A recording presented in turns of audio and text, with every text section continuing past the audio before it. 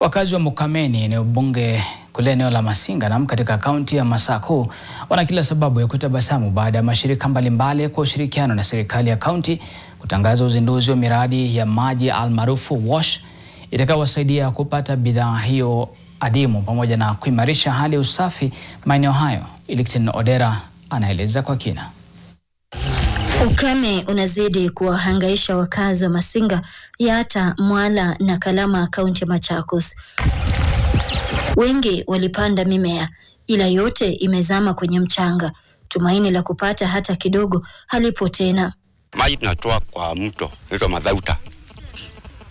Na tuko na shida ya maji, ng'ombe zetu zinakufa juu ya kunywa maji kuna uchafu.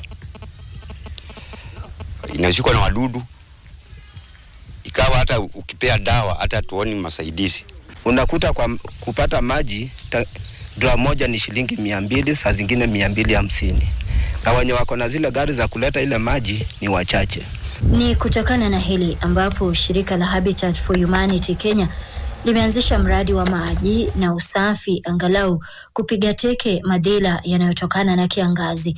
Mkurugenzi wa mipango katika shirika hilo Nixon Otieno anasema wameanzisha miradi mbalimbali ya maji almaarufu WASH, ikiwemo uchimbaji visima katika shule ya msingi ya Mukameneni, eneo la Masinga na maeneo yaliyo karibu. So one initiative we are bringing here is a automated water dispensing technology, which means if you want water, you upload on a token, place it on the machine and you get water. Waziri wa maji kaunti ya Machakos Onesmus Kuyu anasema miradi kama hii inasaidia kuwafikia maoni ya wananchi wakati wa vikao vya kukusanya maoni kuhusu utoaji huduma. So hawafanyi kitu iko nje ya county integrated development plan, because ukiangalia saidi ya maji, those boreholes are already spec'd.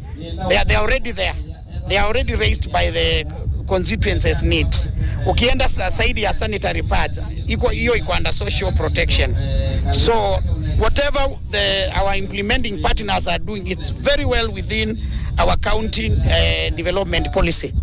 Kando na mradi huu wa maji wa kuwasaidia wakazi kupata bidhaa hii muhimu kwa urahisi pamoja na kuimarisha viwango vya usafi eneo hili, wakazi wa Mukameneni kupitia makundi tofauti pia wamekabidhiwa miradi mbalimbali ikiwemo ufugaji wa nyuki katika harakati ya kuwawezesha kiuchumi.